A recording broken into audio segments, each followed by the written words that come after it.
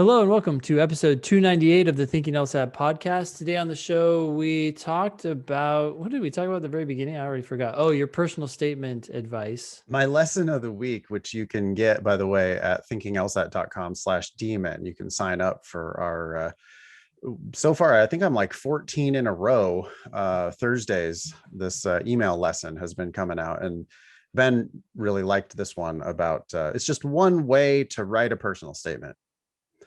Not the only way, but if you're stuck, it's kind of personal statement time of year in May right now. People looking to get their applications in September.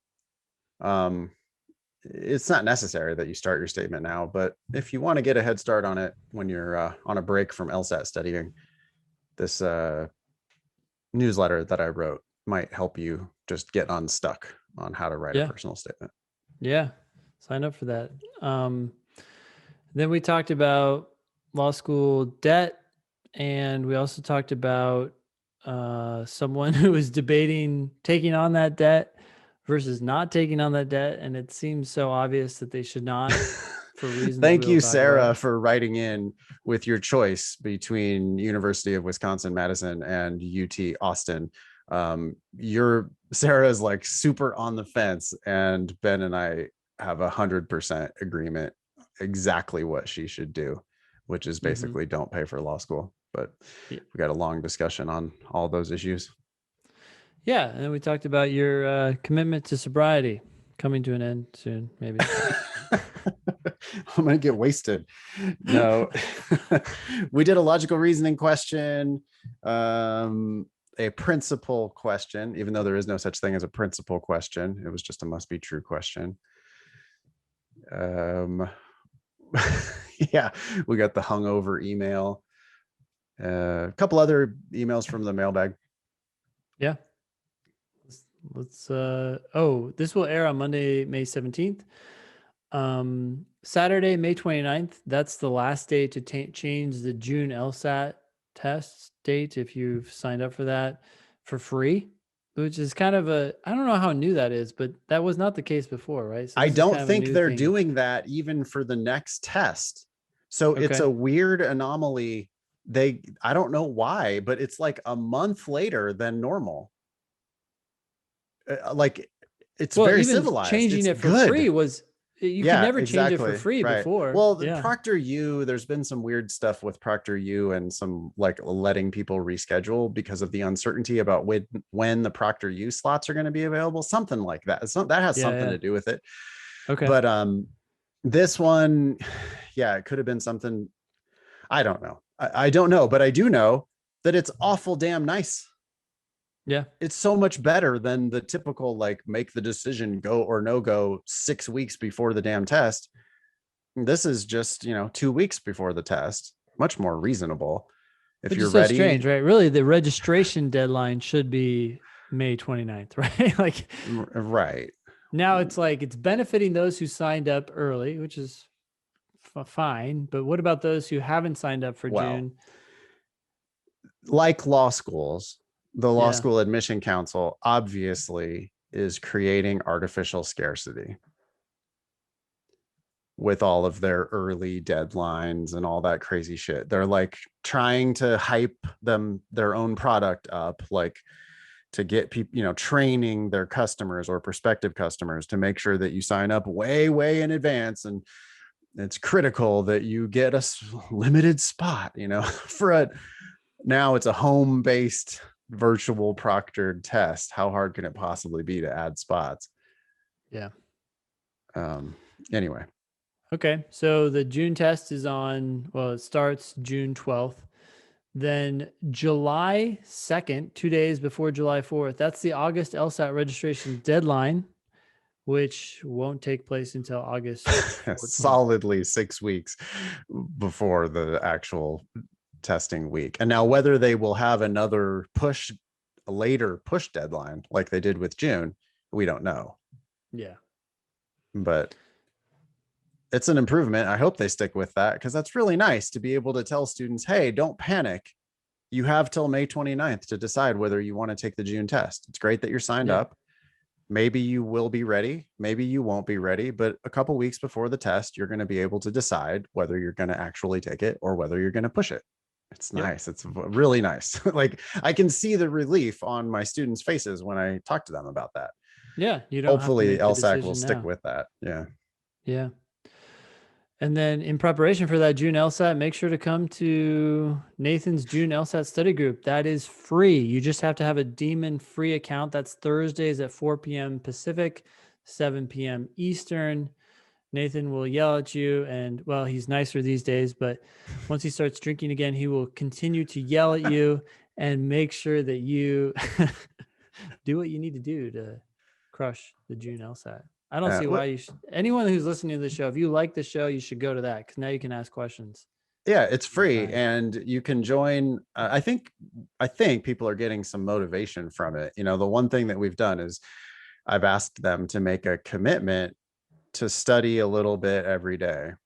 Yep. And so we kind of check in on that every week. And then the students ask me questions about whatever they've been working on.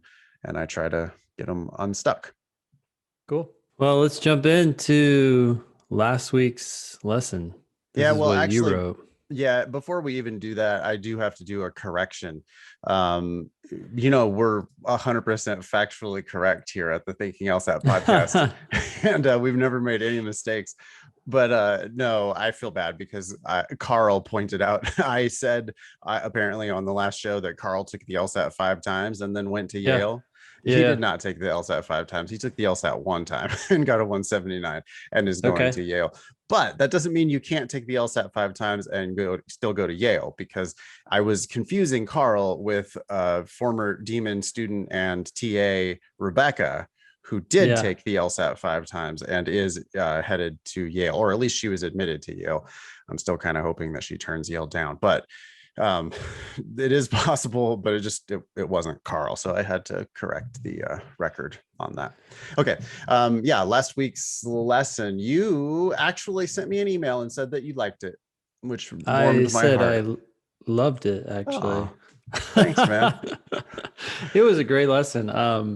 It was about personal statements and what to put in them, or what, at least I guess what you could put in them, right? You said this, you don't have to follow this structure, but it's a pretty damn good structure. So if you want to avoid the mistakes that so many people make when they're writing their personal statements, consider this structure. And what I Yeah, loved and most about it was the way you summed it all up in the end. But sure, which I'll let you do, but before, like, the reason why that I wrote that lesson is that I was with Carl. I was at the admissions hour that we do for yeah, LSAT Demon students yeah, on Wednesday nights, and I sat in and we brought back the old wood chipper, where we shred somebody's personal statement.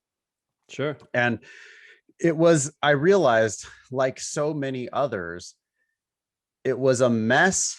Of the organization of it was a terrible mess, and it was impenetrable. You couldn't figure out what the person even does or is, or like, it wasn't personal. Like we Yeah, we we walked away like, huh, who's this guy?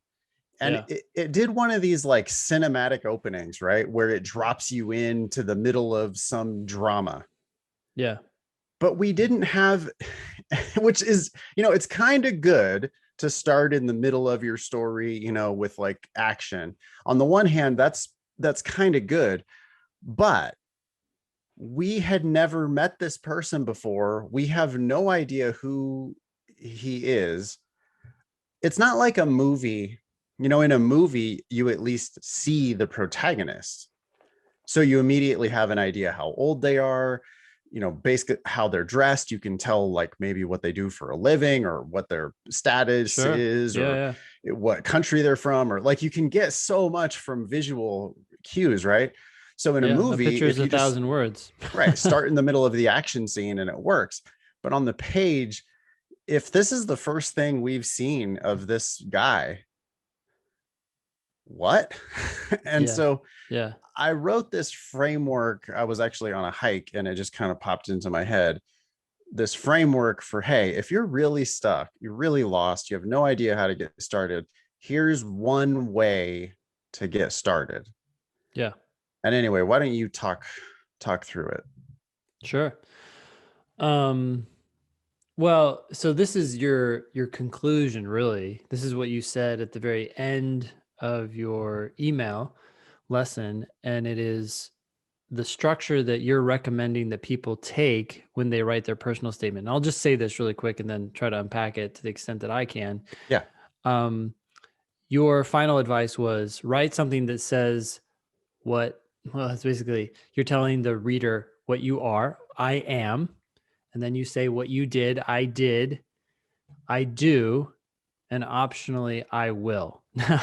I realize those are so concise, it might not make any sense to anybody. Right. But what you essentially said was at the beginning, you're briefly one, maybe two, but probably just one sentence saying who you are. I am an engineer at Google or something, maybe, right? That's a framework that could work to introduce yourself and give the reader some context quickly.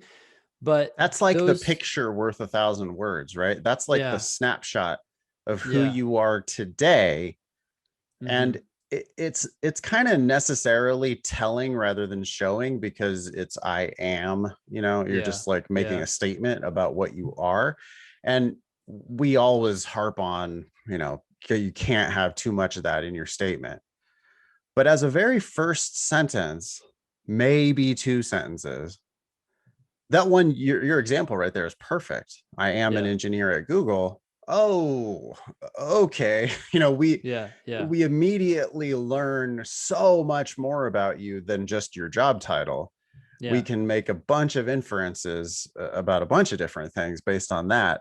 And it gives us like a foundation for the story that you're gonna then tell us in this yeah, framework. And again, this is only one way to sure. do it, but It's only one way to do it. And I could definitely see people starting their personal statement with an I did, which is your second framework, right? Your second set of sentences you're recommending that people use. But I am is more natural for so many people, right? It's mm-hmm. easier for them just to start there, even if and they it, end up cutting it. yeah, and I think it could also lend itself to a or foster more of a conversational tone, which Mm, people are so damn stuffy in their writing. It's like they do not yeah. write the way they speak, which is a shame.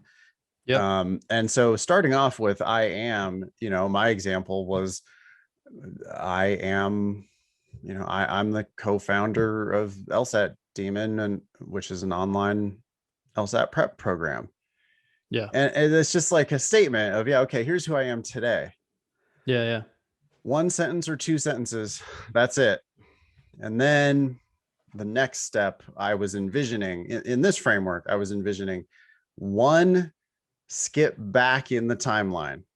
Yeah. You talk about something that you've done in the past, and this is where you came up with the pithy recommendation to talk about what I did. Yeah. Right. And the reason why I'm being very formulaic, and I really want to offer people hey, here's a structure you can follow that'll work and it won't be so Yeah. damn confusing. Because this guy, the one that Carl and I read again Hmm. in the admissions hour, this guy was doing all kinds of crazy Tarantino style skipping around in the timeline. Yeah. It's past tense, then it's present tense, then it's future tense, then it's present tense again, then it's past tense again. And it's like, what? I have no idea if you're 40, if you're 20, if you're in college, if you're Yeah. working for 15 years. I can't figure out where we are, because, the story makes sense to him, Yeah. but on the page, it made no sense whatsoever. So my idea with the progression here is I am, brief statement, one or two sentences. Here's who I am today. Then go back in time, and from that point forward, you tell a chronological story that just goes forward, not back. Sure. So my And the thing, first, yep. using myself as an example, it was like, well, I think it was, I could skip back to whatever I wanted to skip back to, but I think I wanted to skip back to the founding of my business. Sure. Go back to 2009 and the back room of the little cafe where I started Fox LSAT. Yep. But then it's like only forward progress Yeah. leading up to the present day instead of all this bouncing around all over the place. Anyway, sorry, go ahead. No, that's perfect. So you start out one sentence, this is who I am. Then you talk about one thing that you did. And then your next piece of advice is to say, I do. And now you're talking about what you're doing today, which is so important. I can't believe how many people talk about, they're tempted to talk about things in the past and then they stay in the past, which always raises the question, okay, but what are you doing today? As a human being, we expect you to be learning and growing every day. So if your biggest triumph was 3 years ago and you haven't really done anything since, you haven't built upon it, it's kind of like, well, where's the momentum? You're coming to law school. Have you lost that momentum? Are you stuck in the past? So I love this framework. I did, I do. This is what I'm doing today. And you can talk about a project you're working on or, a challenge or problem that you're solving. It doesn't need to be a huge challenge. I hate to use that word because people misinterpret that and think that it needs to be some grand, obstacle that they've overcome. But No, it's just something that mundane. you're working on. Yeah, mundane businessy type of stuff is super valuable. If I was going to write about what I do now, I would write about teaching, which I love more than ever. you Yeah. know um I would also write about podcasting with you, hmm hmm which is like almost my favorite part of the week probably. Yeah. And so it's like I'm being positive and like talking about stuff that you like, you make yourself look like a winner, Yeah. right? By just Yeah. being positive and enthusiastic about the stuff that you're doing now. I would also talk about management stuff like hiring teachers or training teachers, and none of this is like so wildly impressive. Yeah. It's just you're portraying yourself,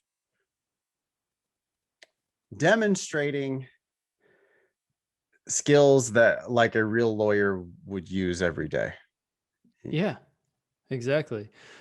Just to give more examples, if I were to write a personal statement now, I could talk about using this structure. I could talk about how I am the co-founder of LSAT Demon with you, and what did I do?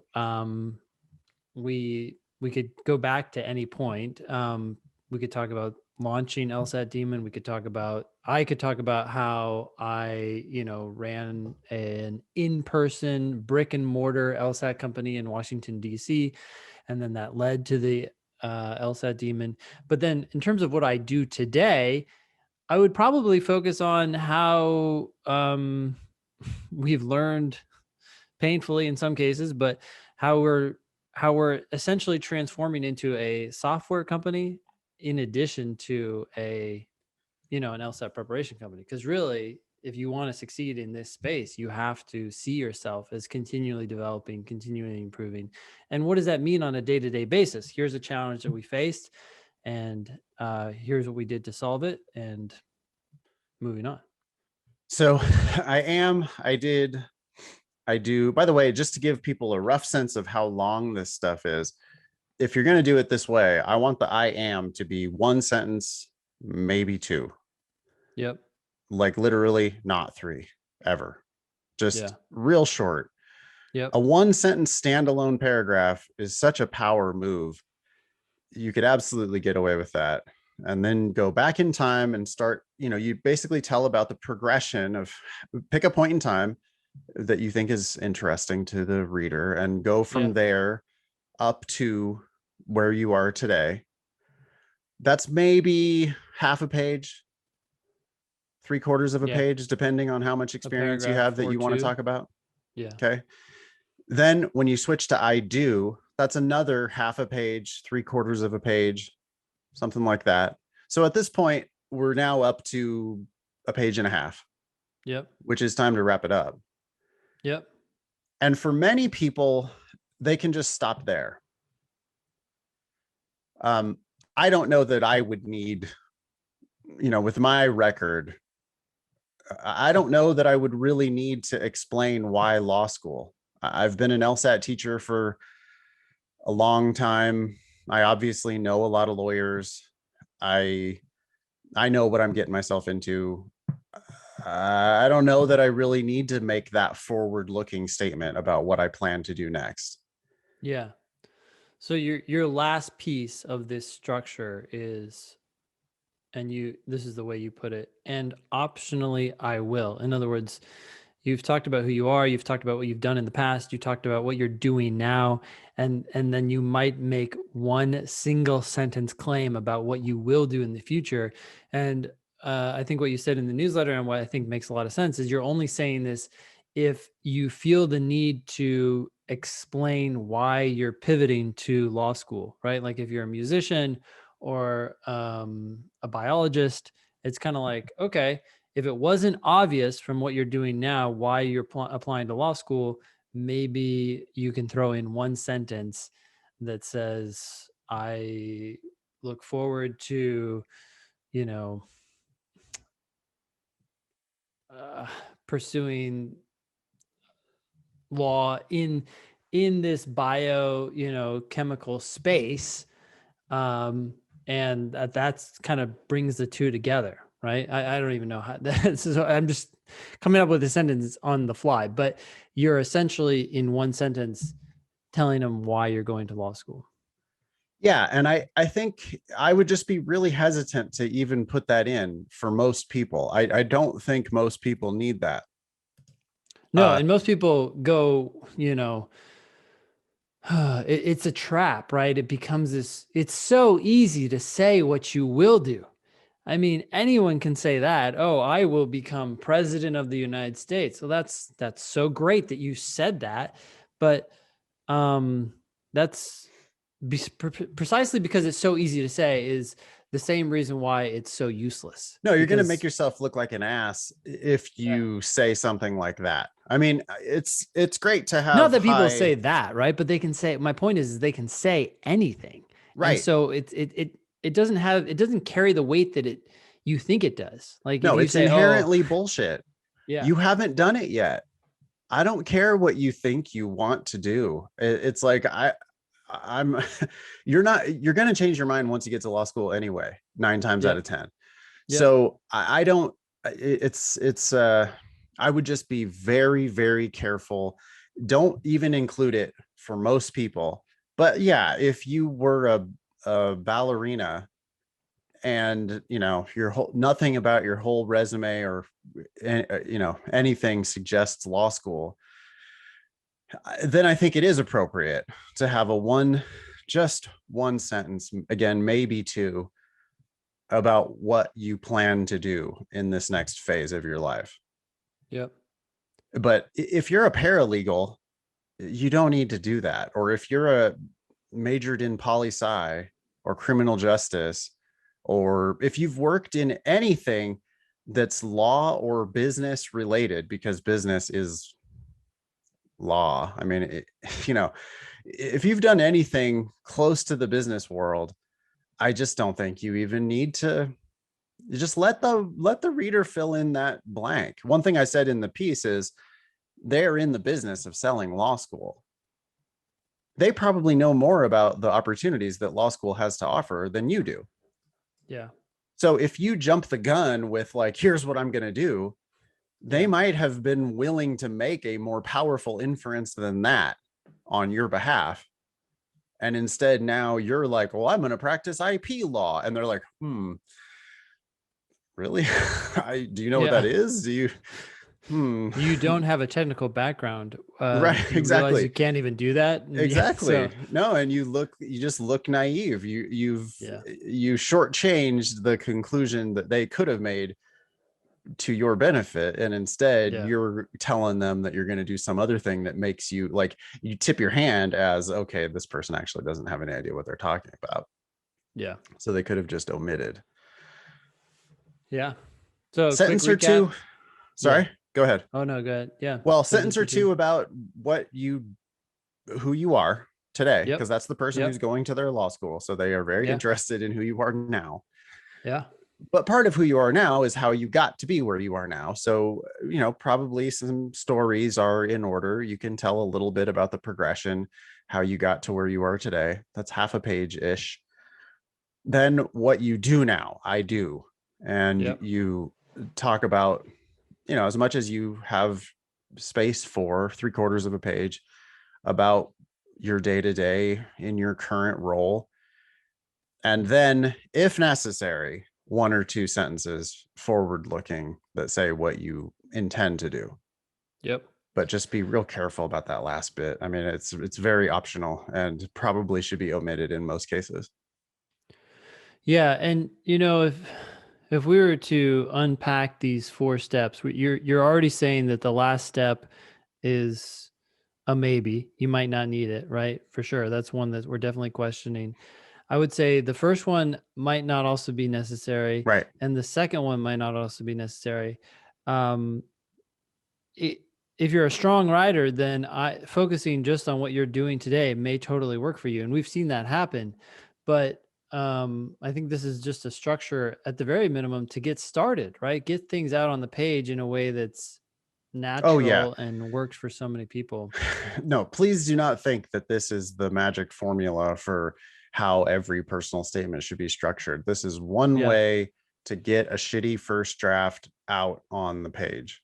yeah, If you're totally stuck, have no idea what to talk about, no idea how to do this assignment, do this, right? 2 or 3 pages worth of, don't edit yourself too much. Just write it, just get it out there on the page, yeah, then put it away for a couple days, then come back to it. And now you can reread it and edit it and see if you've got something there that you actually want to build on. If not, that's yeah, okay too. But it's just like a lot of times the key to writing is to just get that first draft out there. yeah. And if you really don't like this idea of writing a personal statement or writing in general, um, you need to think about whether you should go to law school.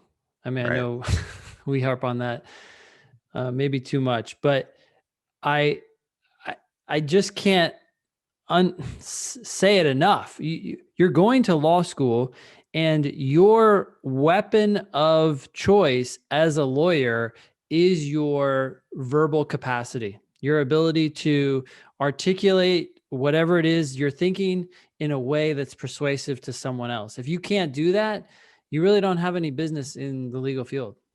No, And it you're a doesn't matter whether you're professional. doing that orally or on paper. You have to get to a point where you can clearly identify what you're thinking and then say that in a way that other people understand, right? There's yeah, and You're a writing is a professional reader and writer. That's what a yeah, lawyer is, a professional reader and writer. I mean, I was just talking to Matt, recording some stuff for the potential new podcast, yeah, LSAT Demon Daily. Stay tuned. But talking to Matt, and what's he doing? Oh, he just finished his final exams, and he's sitting there reading 300 pages that they assigned him so that he can write a fake journal note, so that it's all fake. It's just, this is all fake, but he's writing a journal note, reading 300 pages first. yeah, And by the way, this ain't 300 pages of Stephen King. This is 300 pages of like super dry academia, legal yeah, academia. He's yeah. reading 300 pages of that so that he can write a note, so that he can hopefully get on journal, To so that write he more. can then spend his entire 2L year nitpicking punctuation on citations in legal academic articles. Yeah. It's, like, yeah, I people who are bad readers, I think you're barking up the wrong tree. I don't think you're going to be successful in this field. Yeah. What are you doing? It's like, oh, I'm going to be a UFC. I want to try to be I'm going to be a professional UFC fighter, but you're like not good at punching or getting punched, or wrestling or I don't know, any of the other skills of a U. Like you're super slow, you're not very strong, you're not tough, and you want to be in the UFC. I mean, that's what that's like for somebody who's yeah, I don't really like reading. Yeah. Why do you think the LSAT is all words? It's all words. And that's exactly what they're testing you on, is your ability to read and understand. It's not an accident. Some people look at the test as like a necessary evil that they have to get through to get to law Oh school. God. No, I mean, it's not like people sat down and made the test just like, oh, well, wouldn't it be fun to throw in little paragraphs that have like words and arguments and try to figure out whether they're flawed or not? I mean, that just seems fun. And maybe if someone's good at that, they might be good at law school. No, they actually looked at law school and said, what are some of the Yeah. skills that are being tested and what are ways in which we can test them? So yeah. And as Anyways, far as the difficulty goes, it's just the tip, the difficulty and the amount of work that's required. The LSAT is just the barest tiny tip of the iceberg. I mhm. mean, I know law firm lawyers who work 70 hours a week who email me asking me for the newest LSAT logic games so that they can do them for fun. you know, like that's the type of people that you're going to be encountering in the legal profession. So Yes. if you think, oh, I'm just going to get past this so that I can get on with, oh, law school will be easier. Yeah. What? No, no, you are sorely mistaken. Yeah. Law school is much more competitive and more difficult. Denser reading. Oh, you don't like the reading? I get all the time, Ben. I don't like these reading comprehension passages. How do I get past these? They're just so boring. They're boring. Yeah, I get distracted. Yeah, well, you got to figure it out, because if you can't, those are 15 sentences. You're going to be reading books that are over 300 pages long Matt's reading daily. 300 pages during his summer break after he said it was one day after finals. Yeah. The journal packet dropped and it's 300 pages of academia and Yep. he's got to write this essay and get the he's got to get the assignment done. Yeah. Oh, by the way, that's before he starts his summer internship or whatever. And, just what, 10, 12 weeks from now, he'll be starting his 2L year, which is more work than your 1L year, especially because he's hoping to get on to journal Yeah. so that he can work even more I mean, in nothing but super dense, boring, heavy, poorly written academic text. yeah. The good news of all of this is, if this conversation uh incites in you a bring it on attitude, Mm-hmm. then maybe you are in the right place. If you're like, yes, that's what I want to do. I want to kick ass in that game, because that's just a game, right? And if that kind of game sounds exciting to you, then great. All the more power to you, right? Some games in life sound awful and you want to run away from them. We're trying to describe the game that you're going to play. If it sounds fun, then cool. Yeah, Do you it. want to be like Cole Black, my lawyer buddy, who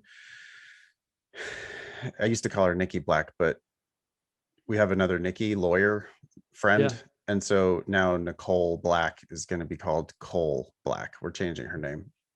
Okay. It's easier Cool. for everybody. Oh, Anyway, Cole, including her, I guess, huh? yeah.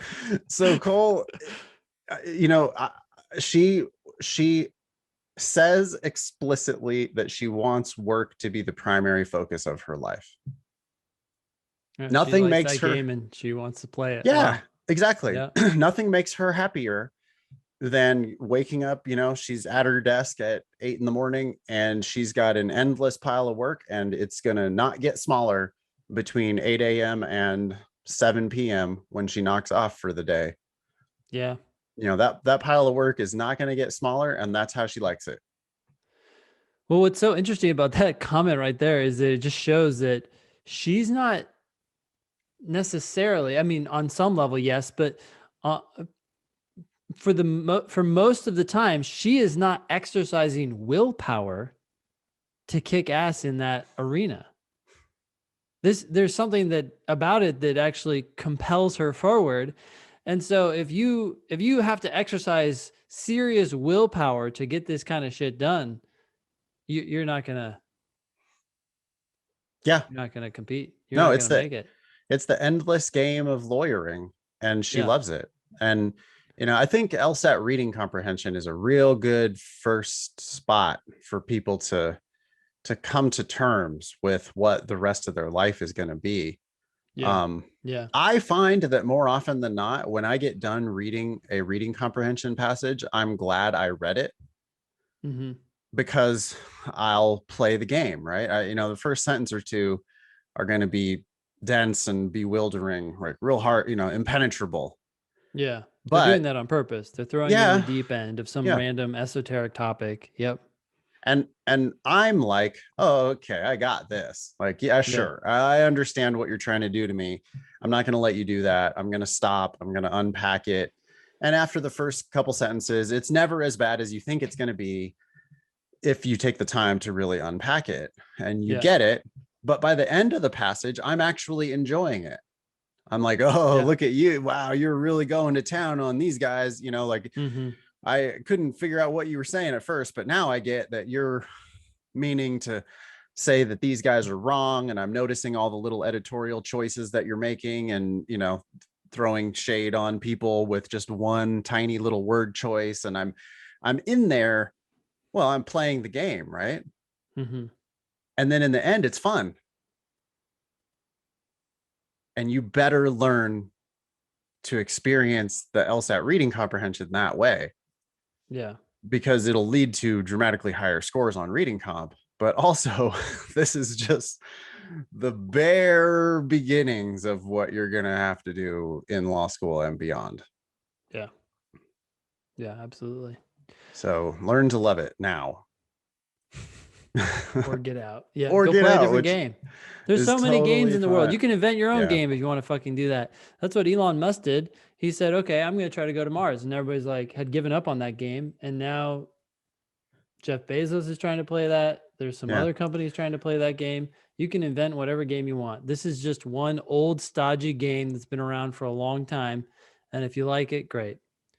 Yeah. I Um, just, for all those people who want to help people, like I've got, we just have so many well-meaning students who they're on this path because they want to help, yeah. but they hate the LSAT. Like they're terrible at the LSAT, but they really want to help. Yeah. It's a weird mindset, right? It's like the only way to help is through the law. Is to be a gladiator of the English language and get a JD and pass Yeah. the bar exam and work in the ultra competitive zero sum legal world. Well, that's one route, but have you considered many other paths? Because there's just so much other stuff you can do. There's other ways that you can help people where you can use your like listening and your empathy and so many other things that lawyers don't necessarily. It's just, that's just not the primary game that's being played. Yeah, I also think you'd be unshackled from the constraints of the profession, right? There are so many assumptions that come along with becoming an attorney and things you quote have to do and the rules and procedures and a lot of that's going to be drummed into you to the point where you can't distinguish between creative ideas for problem solving and what you now just accept as dogma. Oh, like there's a problem. Yeah, well, that's what the law says. I mean, how much of it are you going to go along with just because you've come to buy into that whole Well, culture? buy in dollar terms, because by the way, if you're not good at the LSAT, you're going to pay an outrageous amount of money for law school. Not only that, but it's going to take you 3 or 4 years before you ever reach the certification where then you are theoretically going to start helping people with your JD. Yeah. Whereas if you flip and you decide, hey, I don't need a JD, I don't need to go to law school, What's the you could problem I'm start. trying to solve and what's a way to solve it? Like there's got to You, be a million and one ways you could roll outside your of the sleeves quote up system. Yeah. instead of banging your head against this crazy profession, you could roll your sleeves up and start helping actual people right now, today, and you could get paid for it. Not like crazy money probably, but you're not going to get paid crazy money for helping people in the law field either. Yeah, well, your options are to go get paid good money at a big firm, but then do this kind of work pro bono, which still means you're essentially paying for the opportunity to do good by doing your dirty work on for the firm, right? Like there's no way around it. You can't get paid a lot and do quote good in most cases the way the system is set up. Why don't you start by talking about this how much does law school cost article? Sure. Yeah. So Just briefly. It's not like there's yeah. new news here really.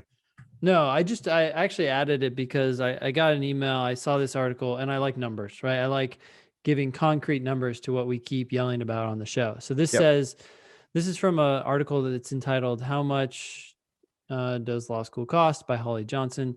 It says data from the National Center for Education Statistics, I had no idea that existed, NCES, shows that the average law school debt reached a staggering $145,500 at last count. Okay, so this was in December of last year that she wrote this.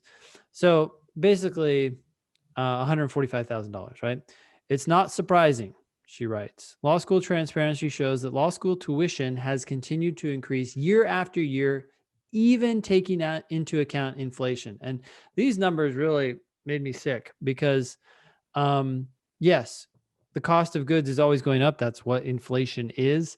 But even when you account for inflation, the cost of law school has skyrocketed immensely. I just don't even know how to overstate this. It says, for instance, the data shows that attending private school in 1985 would have set you back about $7,500 in 1985 dollars, which would work out to about $18,000 today based on inflation alone. Okay. Okay. So if law school had stayed the same cost, it had just stayed up with inflation, it'd be about $18,000 today. Instead, private school tuition actually costs about $49,000 today, meaning that private law school is almost 3 times more expensive than it was in 1985.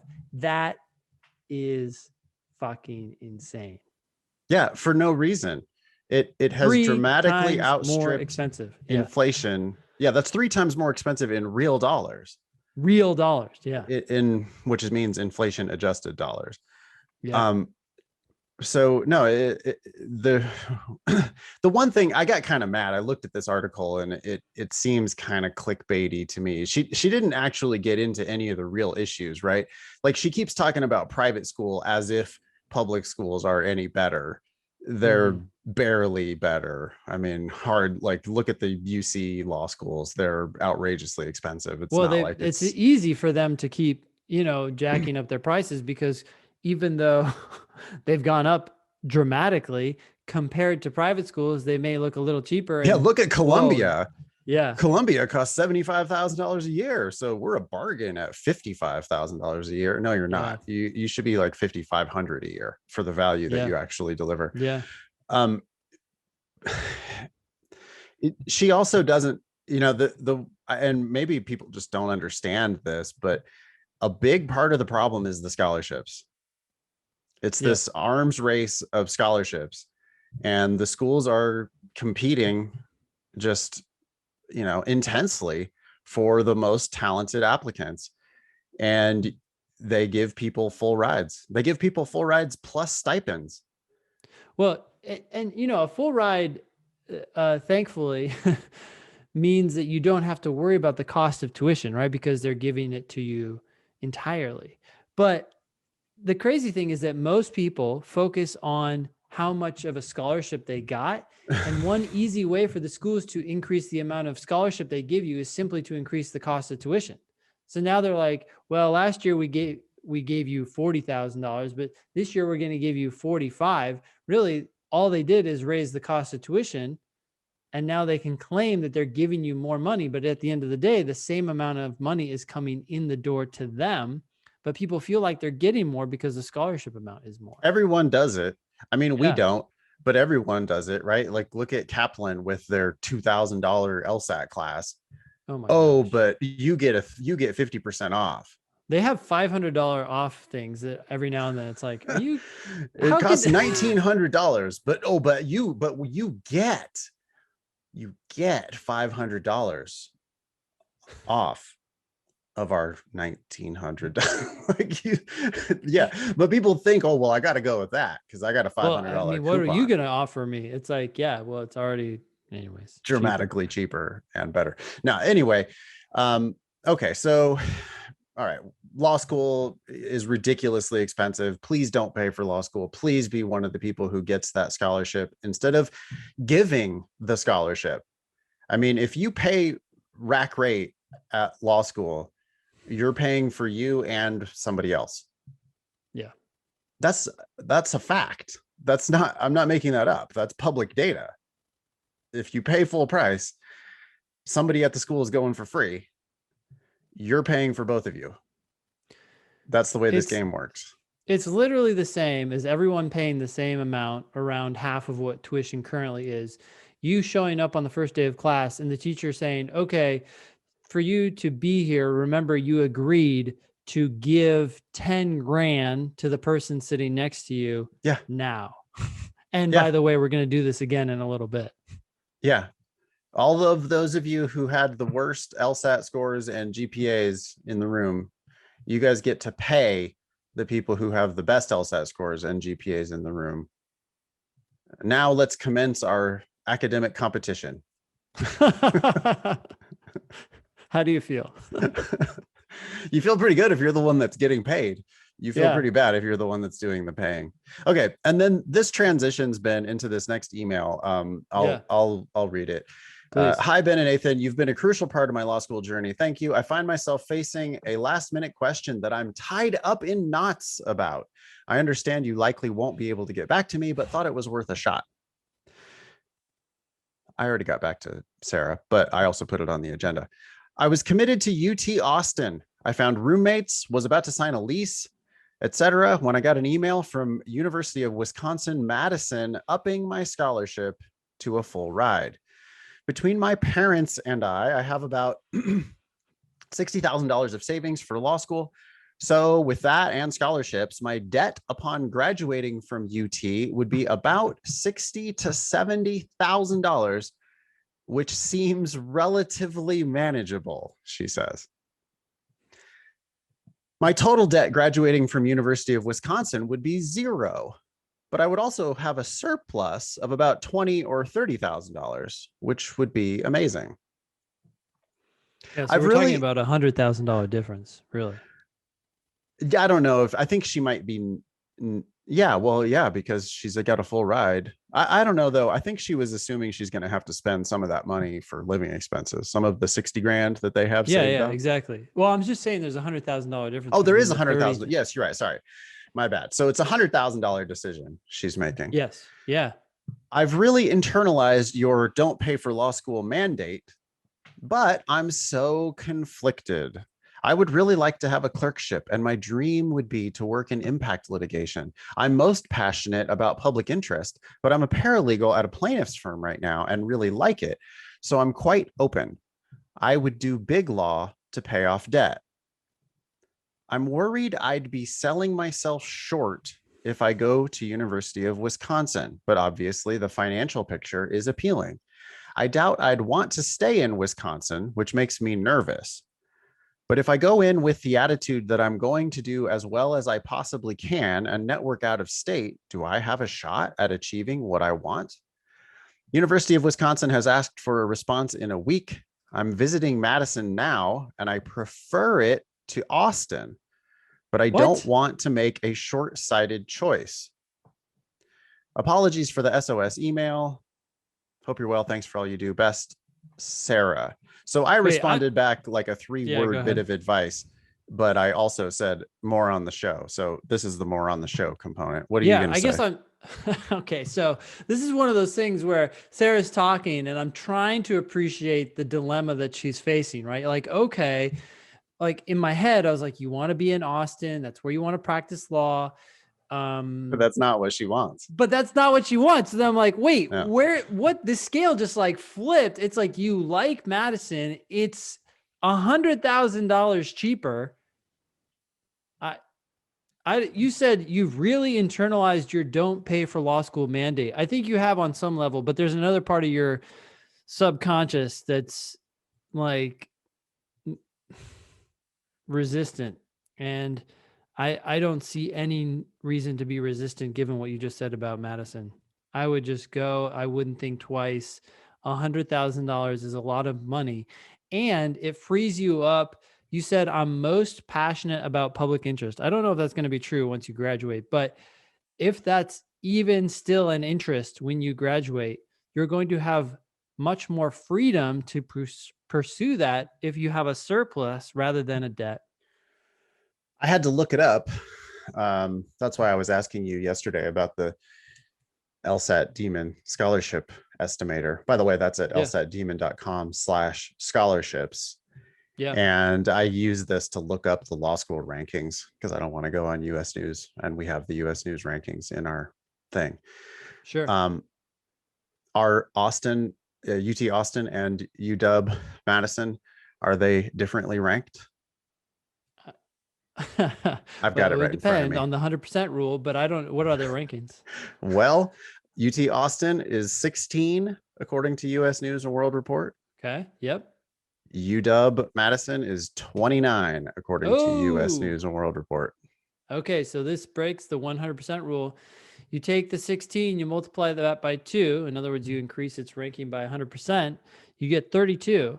If it's not greater than 100% different, then we don't care about the difference in rankings. These are not different. These are not differently ranked schools. They are not different in prestige. Yep. Yes, it is true that UT is going to have a slightly higher caliber of student than UW, but you're also going to have an easier time competing at University of Wisconsin. You're there on a scholarship. You're there on a scholarship for a reason. You're going to have a better chance at competing with University of the people you're going to encounter in Madison than you are with the people you're going to encounter in Austin. You like Madison better. You're going to go for free. You're going to graduate with a surplus instead of a crazy amount of debt. You're going to presumably do better in the academic competition, which means you're going to have the best of the opportunities that Madison has to offer you. Yeah. This to me is not even a hard decision. It's a no-brainer. Yeah. Okay, Sarah, enjoy the cold north. Well, I mean, it's like, because listen, you're going to be in the air-conditioned library in Austin, or you're going to be in the heated library in Madison. Yep. There's no difference between the two. Yeah. You're going to be busting your ass. You're going to be reading the exact same cases. You're going to be writing the exact same briefs. There's no difference between the academic experience in these two places, other than probably you're going to be a little better equipped to compete in Madison. Yeah. And you're going to walk out of there with $100,000 of a rosier financial picture. You know, I wanted to skip up to this one. Sarah wants to work in impact litigation. She's most passionate about public interest, but she so blithely is willing to say, I'll work in big law. She says, it's even like the sentence itself makes me laugh. I would do BL to pay off debt, she wrote. Yeah, it's like a concession to... It's like she can't even mention big law. She has to abbreviate it as BL. It's a tiny little sentence, and she's just like, well, I would do big law to pay off the debt. Okay, and on to the next. What do you mean you would do big law to pay off the debt? What? That's not what... a big decision. Yeah. That's not what you want to do. Why would you just sacrifice however... I mean, that's probably like because realistically, she's probably talking about like 3 years worth of big law to pay off that debt, if she's lucky. And if she doesn't get sucked into the lifestyle, right? Like a lot of attorneys go into that planning to pay off their debt, but then they end up Oh, spending the money that they're earning. So they buy the big house, they buy the Tesla, and then it's like, okay, well, now I'm going to need to work here expensive for, suits because everybody in the firm is wearing yeah, expensive suits. When you have 4 days off, you you have go to to fly to Cancun. Tokyo and back in 4 days so that Yeah. you can maximize the value of your time off, but you have to fly first class to Tokyo and back. It that's just that's not, it doesn't sound like to me that's the world Sarah wants to live in. Yeah. The best way to avoid living in that world would be to not impoverish yourself by paying this just sickening amount of tuition Yeah. to UT Austin for no reason. For no reason, Ben. She does Yeah. not have to pay for law school. Wisconsin is a fine law school, and she can go for free. And she's about to just turn her back on that and pay outrageously because it's this, I'm worried about selling myself short. That's the lie that the law schools sell to you. That's the lie of the US News and World Report rankings. Yeah. Yeah. Oh, you're giving up this imaginary, prestige, this value. It's definitely not there if it breaks the 100% rule. And even if it complies with the 100% rule, in other words, the difference is greater than 100% in terms of ranking. We don't know what that means. Well, meanwhile, there's other people who are admitted to UT Austin Yeah. with a full ride, but they're also admitted to, let's see, let me pick another school that does not satisfy the 100% rule. They're admitted to Duke, you know, and they're like, well, I could go to Duke and pay full price, or Mhm. I could go to University of Texas Austin. Duke's in the top 14 and Oh, wow. Well, it's in Austin's that 14 not, barrier. Texas is Yeah. not. Huh. So I just don't want to sell myself short by going to UT Austin. So I'm going What to is pay it for that Duke. Hastings said to you? What did Hastings say to you when you were sitting there? uh, that law school was a transformative experience, and you're not gonna let money dictate. You're not gonna let money be a factor in this decision, are you? No, I would never do that. I Oh my stupidly gosh. di- I stupidly bought it. I bought it quite Yeah. literally. I paid $50,000 a year for nothing. There was nothing that Hastings did for me that I couldn't have gotten at some other school. And it's a tragedy. And I hope Sarah and everybody else listening, I hope you do not make that decision, because these law schools got themselves into this conundrum. It's like, our show is really bad for the law schools. If everybody followed our advice, then nobody would pay these crazy tuitions that the schools are charging. Yeah. Yeah. But because so many people buy this lie about, oh, if it's 5 clicks higher on US News, then it's got to be more prestigious and give me more opportunities. There's more doors that are being opened. Yeah. Point to what doors we're talking about. Let's Yeah, make this concrete. therefore they just go in and end up with $100,000 of debt that they didn't have to have, Yeah. because of ego and this crazy lie that is perpetuated by the law schools. Hey, I want to make one more sports analogy. Okay. We've been talking about games, right? Think of these as two different teams. You can go join UW Madison or you can join UT Austin. And if you go to UW Madison, one, they're saying, hey, we're going to pay you a bigger salary. We love you. We want you to come here. You're going to be a starter. Yeah, the team might be slightly less competitive, but you're going to get so much more experience. And actually, that's just an assumption. We don't even know that it's less competitive. These teams may be equally matched for all we know. But at the very least, you're going to get experience playing on the court. Whereas at UT Austin, you're going to you're going to be struggling to get some game time. Are Yeah. you going to do a journal? I don't know. Yeah. And like, we could talk about the NCAA tournament here. It does the team that is the 16th best team in the tournament, So Mm-hmm. that would be a number 4 or 5 seed, because there's a bunch of ties for 16. So let's say it's, well, whatever. We'll give them the credit and say it's a number 4 seed Mm-hmm. in their bracket. There's Yeah. 4 brackets. There's four number 4 seeds. So Mm-hmm. there's 4 number 1s and 4 number 2s and 4 number 3s that are better than the school. And Yeah. now you're a 4th seed. You're good, but you're not like a favorite to win the tournament by any stretch. No. And Madison is, let's see, they're the 29th best school. So they're like an 8th seed, 7 or 8 seed. And that's what it is. Like, they have a chance to win the tournament. They're not likely to win the tournament, but not really, neither is Austin. They're not that great. They're not it. And so, like, yeah. So would you rather ride Pine in Austin, or would you rather start at UW Madison? Yeah.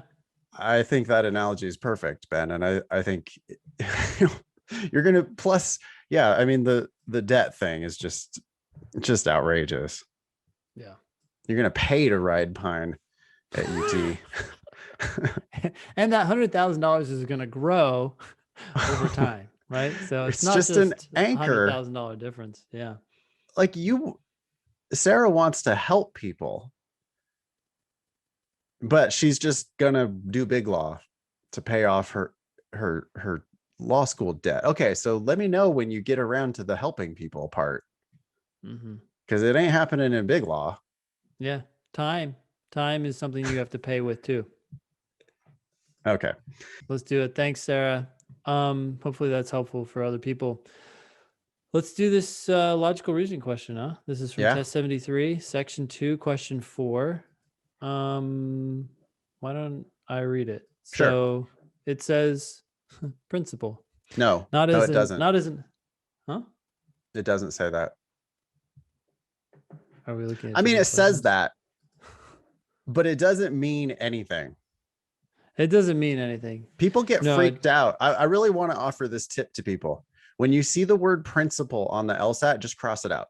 It doesn't mean anything. It never has meant anything. It doesn't do anything.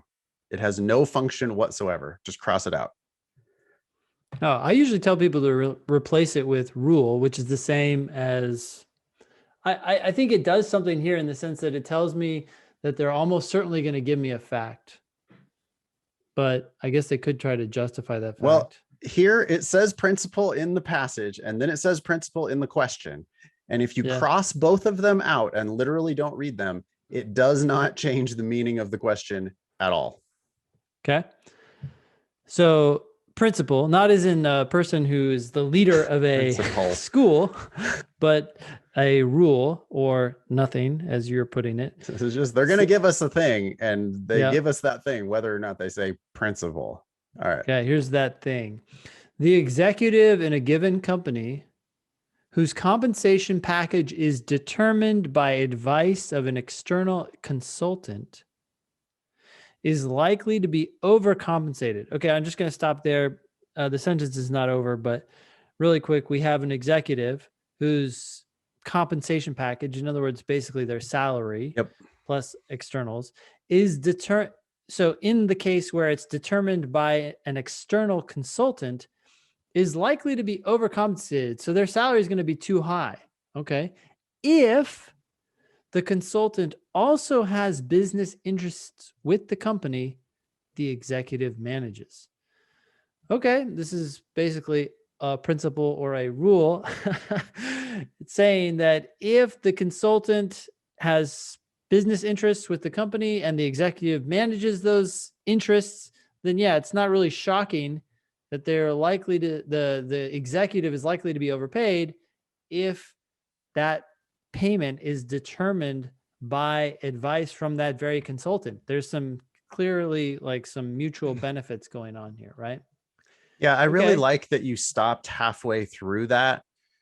It's critical that you can't just get lost in the muddy waters, right? You were like searching for little bits of clarity there, Yeah. and eventually you unpacked it to realize, oh, so what we're talking about here is kind of a form of self-dealing, where, Yeah. I guess theoretically, if a consultant, an external consultant, is going to determine how much the CEO should get paid, Yeah. well, let's make sure that that external consultant is really external. Because if that external consultant also has big business contracts with the company, Yep. well, then they could be overpaying the CEO because they think they're going to get better pricing on their contracts with the company. Yeah. Now, it doesn't say those words specifically, right? It says business interests with the company. But But we can yeah. infer, we can figure it out using our outside background knowledge of the world. We can kind of parse what they might be talking about here. Exactly. Okay. Um, it's just it's good you said that. Last night someone in class was saying, I really struggle with some of these logical reasoning questions, and they said I read them 3 or 4 times and I still don't understand them. And that right there was like the red flag. It's like, wait a sec. That means you're reading all the way through, Yeah. realizing you don't understand and reading it again. It's like, Yeah. nope, you got to stop. Even like a few words into a sentence. You don't have to finish the sentence to say, wait a sec, it's getting away from me. Let me figure it out. And Right. then go from there. Okay, so this question says, which one of the following judgments conforms most closely to the principle stated above? All right. I think this phrasing conforms most closely throws a lot of people off. And it threw me off for a while actually when I first started teaching the LSAT. It's like, wait, what am I exactly trying to find here? It's like I could find the answer, but describing it to other people was challenging for me. But I would say at the end of the day, it's pretty simple. Which one of the following judgments conforms most closely? In other words, which one of the following matches most closely to what we just said? Which one of the following is most supported by what we just said? Which we've simplified even further to which one of the following must be true. So Yeah. the long and short of all that is to say that if it says closely conforms, just ask yourself, okay, does this have to be true given what was said? Yeah. It's either going to be a must be true question or a strengthen question. There's no such thing as a principal question. So it looks like this is a principal question, and you might think that there's a special strategy for a principal question, which is complete nonsense because they use the word principle, but you cross it out, it means nothing. All they said here is they gave a fact about what happens when executives in companies are compensated in this way, right? That's just a Yep. fact. And then they said, which one of the following conforms most closely to that fact? It's a must be true question, or we could call it a supported question, which is just a soft must be true question. But the point is nothing different, nothing extra. We want a straightforward application of this principle, this thing.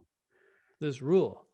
Come Yeah, on, and just do it. I know you like it. what we're looking for here is just straightforwardly an executive who's being overpaid because the consultant who determines the executive's compensation has some dealings with the company. Okay. Answer choice A. So does this have to be true, or is this supported by the passage Yeah, more than the other 4 answers? it's like, is it a match? Is this what Yeah. is this what they said? Is this what they were Is this? talking about? Yeah. A. The president of Trosco Corporation is definitely overpaid. Nope. Okay. So the passage said, or the principle or the rule said, is likely to be overcompensated. And this is way beyond that, right? Question types matter. Yeah. I mean, not that I would obviously not read the question stem first.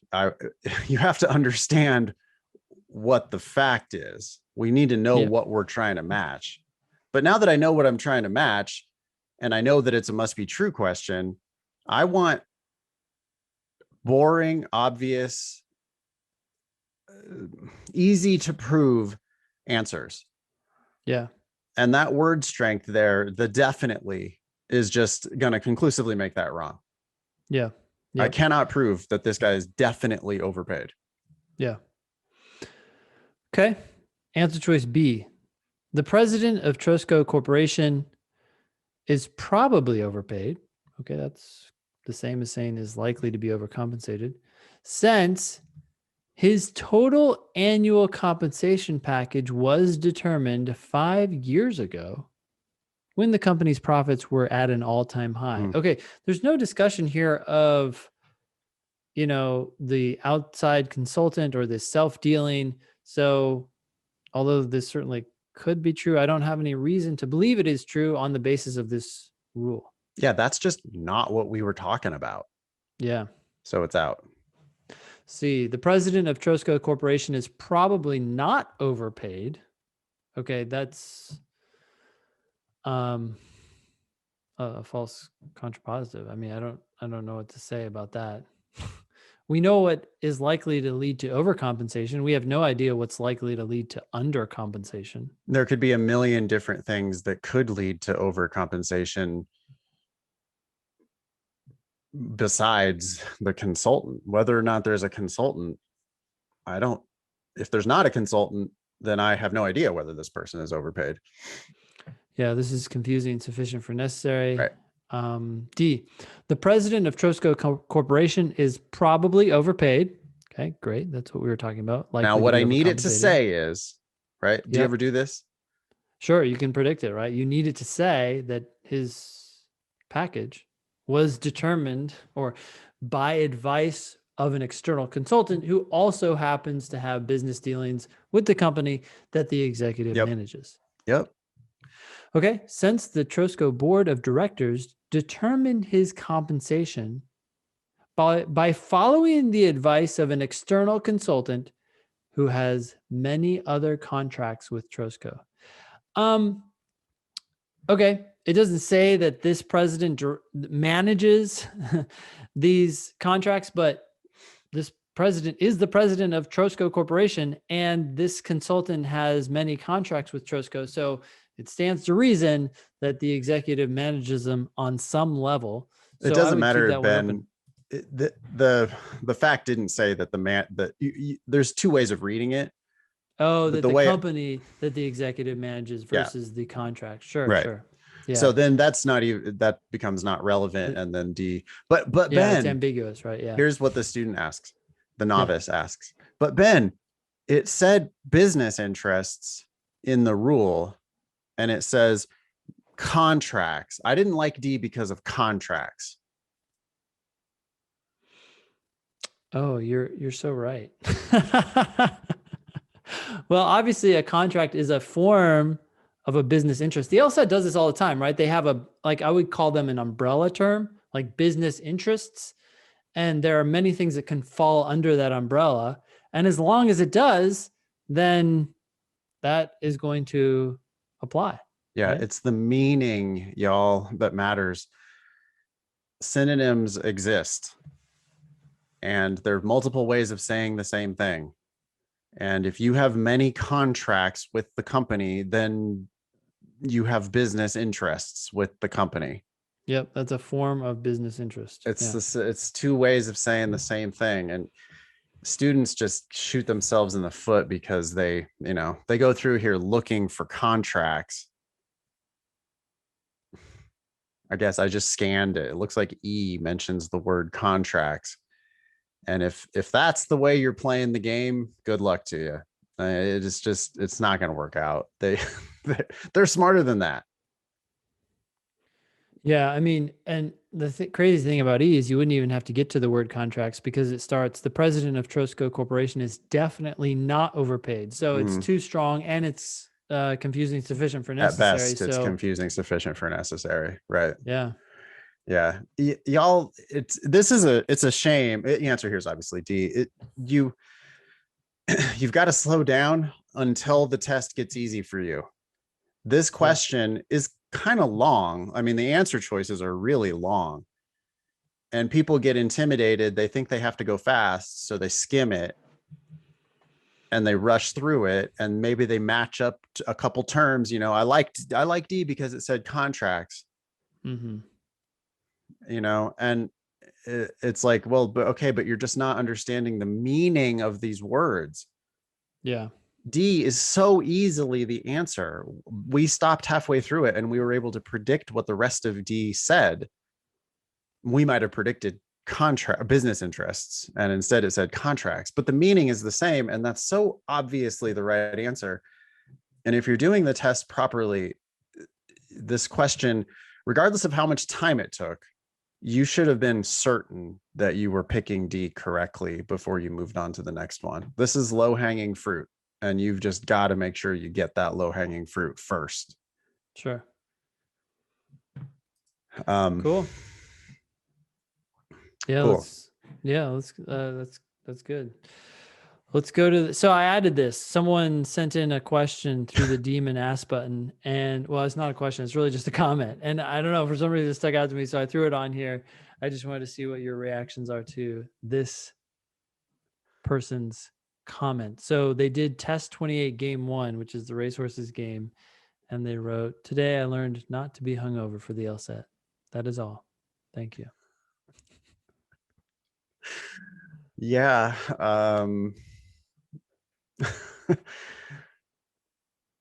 Alcohol is poison, and when you're hungover, it's because you poisoned yourself the night before. Yeah, Generally speaking, poison is not good for cognitive performance. I don't know what to tell you. I love But drinking. wait, they didn't talk about poison. Yeah. Yeah. I love drinking, but I am nearing the end of a very long, well, for me, a really long stint of sobriety. Well, at You're least no nearing the end. alcohol. Okay. Mhm. Yeah, I decided to do 90 days, and I'm at like 85 or something of those days. And I have to say that I sleep better. I have done more stuff at work. I'm more I've patient, noticed that. believe it or not. I'm more patient with my students.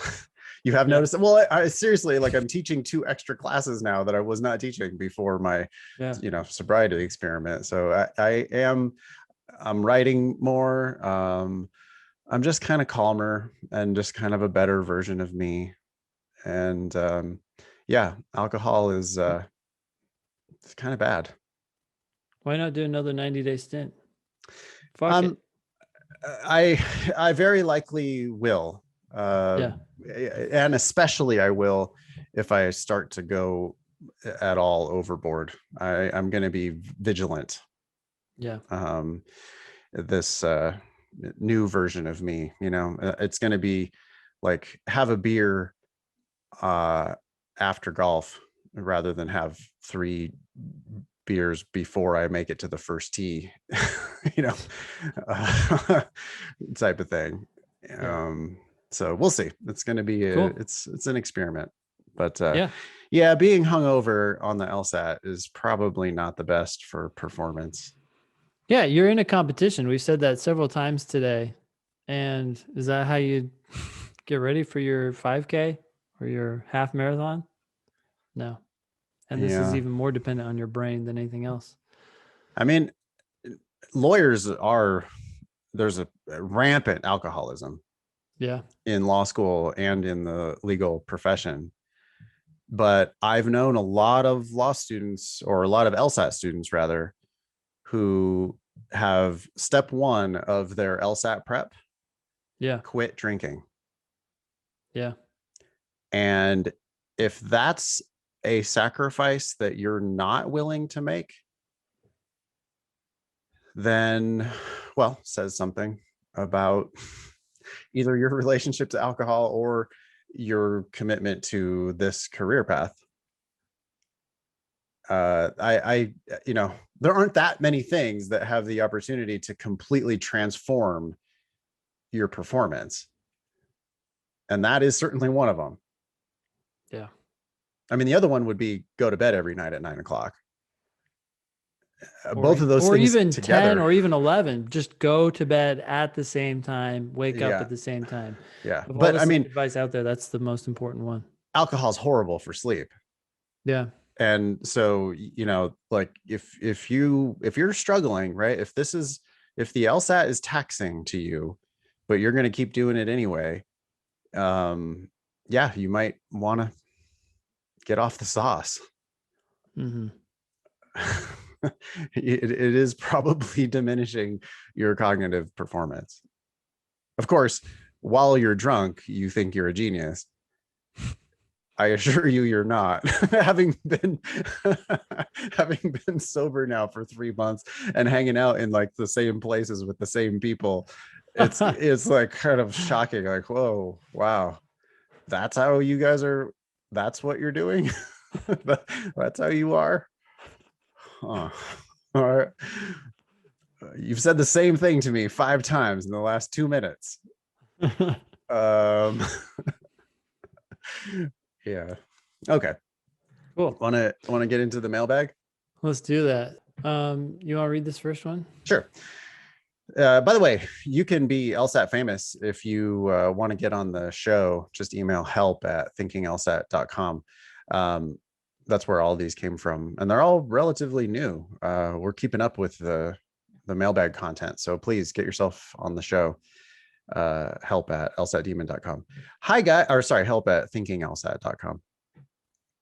Hi guys, I took a 2-month hiatus from studying as I've been going through some personal grief and my ability to focus was non-existent. The fog in my mind is beginning to clear up and I'm ready to jump back in the game. Here's my question. I took the January LSAT and scored a 150.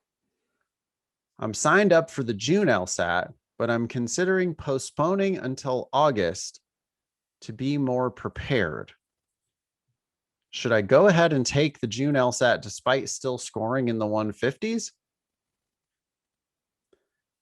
I'm aiming to score 165 plus with the objective of applying in the fall for 2022 admission. Thanks for your help, E. By the way, just to be clear, the deadline to change from the June registration for free to any future registration is Saturday, May 29th. So when this show comes out, E will have a couple weeks at least still to make this decision. Ben, how would you make this decision if you were E? Well, E already has one score on record, right? So that means that E has,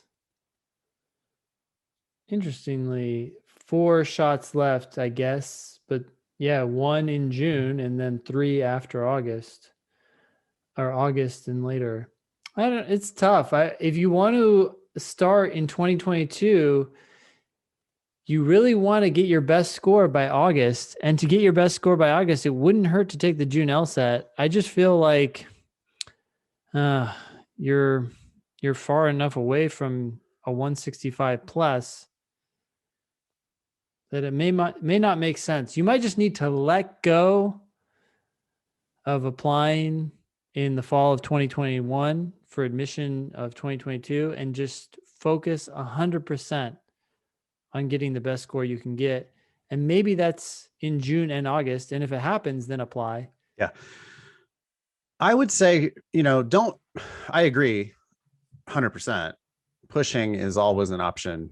Everybody should have pushing as an option. Always. There's no reason to rush into any of this stuff.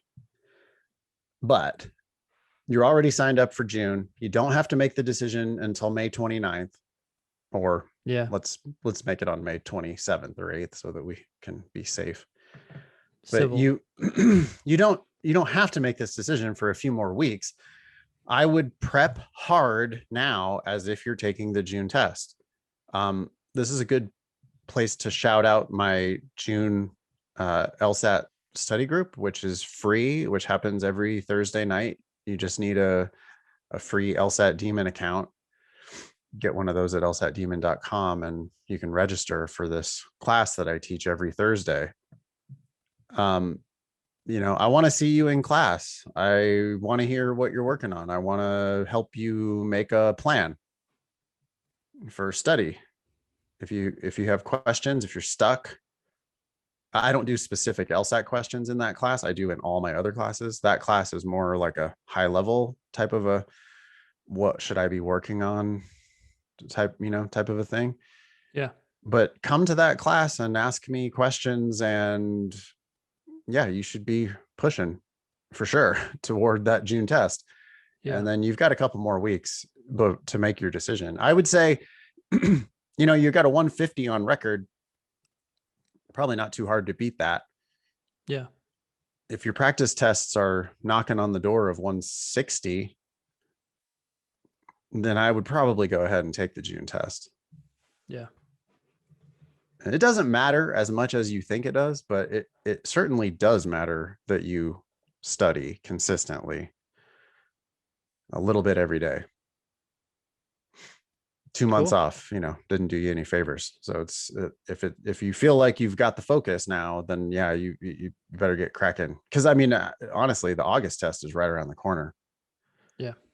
The one thing E isn't thinking about is taking both, right? Everybody always thinks like, well, I'm going to take it in June or August. Help me make up my mind. Yeah. Why not both? The deadline to sign up for August, by the way, is July 2nd, which means that you probably have time to, you could probably take the June test, get your score back, and then decide whether to sign up. Well, maybe. Yeah. I don't know if those scores are going to be out in time. It'll be close, but you should probably be planning on taking both of those tests. Well, no And if matter you're what, even if you crush June, right? Like, right, it doesn't hurt you to plan on also taking August. yeah, it's still early. Yeah. Yeah. All right. Thanks, E. Next one. Yeah. Jason writes, "Hi, Nate and Ben.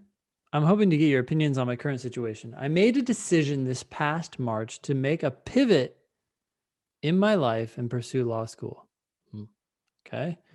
I hope this wasn't a rash decision. I just missed the April LSAT, so I'm signed up for the June test. I had been using another study program, but just recently switched to Demon Live. The 3 diagnostic tests I've taken are hovering in the mid to high 150s. I'm shooting for mid to high 160s. And fortunately for me, logic games are giving me among the most significant problems right now. I'm hoping the demon can help me improve significantly there. That is fortunate because games is the easiest section on which to improve. That's the one section where I'm certain people can do better, and in many cases dramatically better. So Yeah. my gut says, yeah, mid to high 150s, trying to get to mid to high 160s, and you've got a weakness in games. I think you could probably make that leap pretty quickly if you are diligent about it. Yeah. I've heard you both say on some of your podcasts that paying for law school or applying to this fall 2021 cycle are dumb ideas. I'm assuming this means starting law school this fall, which would be Yeah, a dumb which is idea. it's like comedy late at this point. Yeah, that's you've heard we say it's a dumb idea. If we haven't made ourselves clear, that's an innately stupid idea. You're It's probably one of the hilariously late stupidest ideas. Yeah. in the cycle right now if you want to try to start law school this fall. And it also is the most competitive law school admission cycle ever. So you're hilariously late in the hardest cycle ever. Yeah. All Yeah, the that's teams have dumb. been picked. Okay. I wanted to get your opinion on my plan. I've been in the military for about 10 years, and I was recently selected to participate in a career intermission program, which will allow me to step away from the military for a few years and then return to active duty.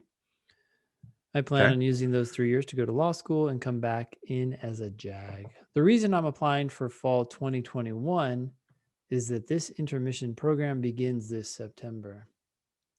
Well, if Uncle Sam's paying for it, then Yeah, maybe all you have to do is get in, right? yeah. Oh, okay. My LSAC GPA is a subterranean 3.1. but I do have an MBA on top of that with a higher GPA. Again, we do not care about your graduate GPA. I have no delusions of grandeur of even applying to any top 20 school. I am primarily located my I am primarily location based, and there are 2 schools in the city that I want to go to. The city is Pittsburgh, and the schools are Pitt and how do you say that? I'd say Duquesne, Duquesne. Okay.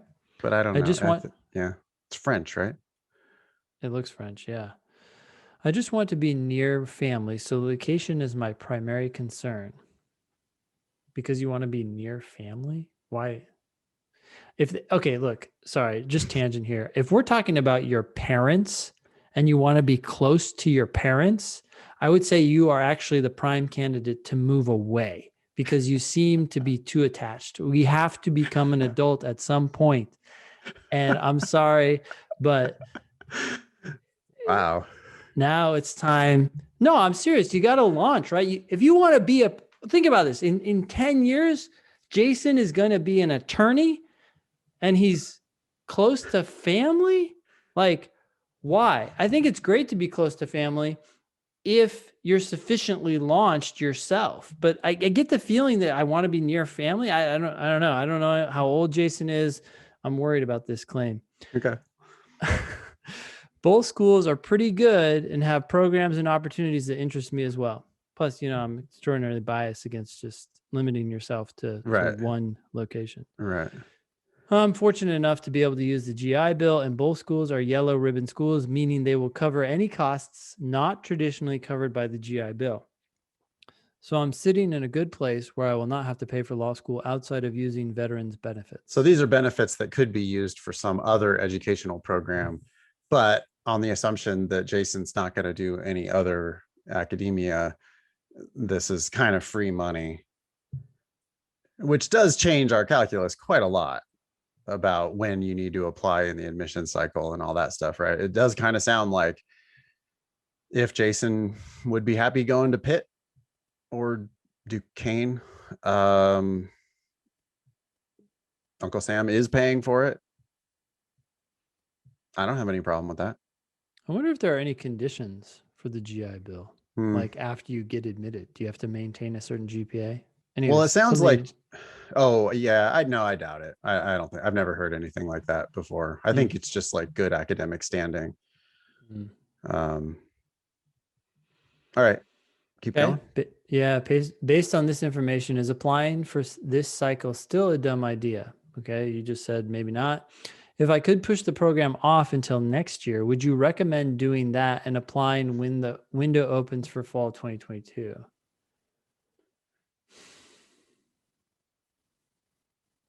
I think that the factor that we're always considering is the cost, right? And the scholarship money, which is clearly almost gone at this point, if not entirely gone.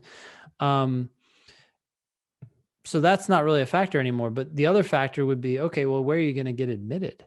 And if you wait until next cycle, it seems like you could get admitted to more places. I mean, I guess Jason could apply and see if he gets into these 2 places. And if he does, then that doesn't really matter, right? Yeah, worst case, you don't get in and you reapply next cycle. But if money's not an issue, then I don't care if you apply late. It's fine. Additionally, if schools ask for a diversity statement, what is your opinion on using military service as the central theme? I see a lot of websites and experts advising people to use their military service as a diversity statement, but I'm not sure where to go with that. I'm a white male and I do not have a traditional diversity statement about overcoming some massive adversity. So wait, diversity statement is not necessarily about overcoming some massive adversity. It's about bringing a different perspective. Out there, dude. Yeah. There's really bad advice out there that's like, law schools want to hear about all of your trials and tribulations and the worst shit you've ever been through. And that's just not true. That doesn't make you look like a winner. That doesn't make you look like someone who's going to kick ass in law.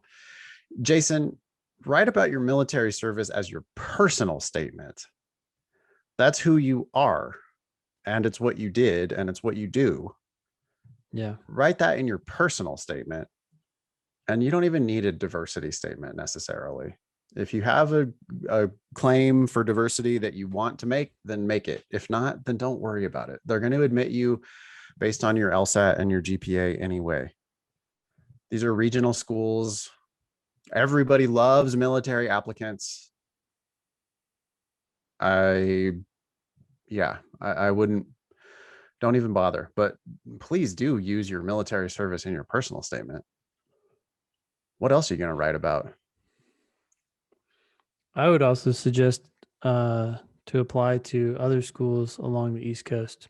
Sorry, I know we're going back to that, but Yeah, give yourself some options. You know, this like I have no delusions of grandeur of even applying to any top 20 school. Well, why? I mean, really? You don't want to apply to Boston University or Georgetown or Cornell? I mean, it doesn't hurt to throw in a couple apps and see what happens. I mean, I do say, I mean, it's probably way too late for those schools. So yeah. maybe it's just a waste of time. Okay, cool. Good luck, Jason. Yeah. Thanks, Jason. Okay. Want to wrap it up there? If you want to email us, you can always email the show at help@thinkinglsat.com. Ask us your questions. Send in a personal statement if you have one. If you have questions about the LSAT Demon, email that team at help@lsatdemon.com. There we go. That was episode 298 of the Thinking LSAT podcast. Thanks all y'all for listening. Nice knowing you. Don't pay for law school.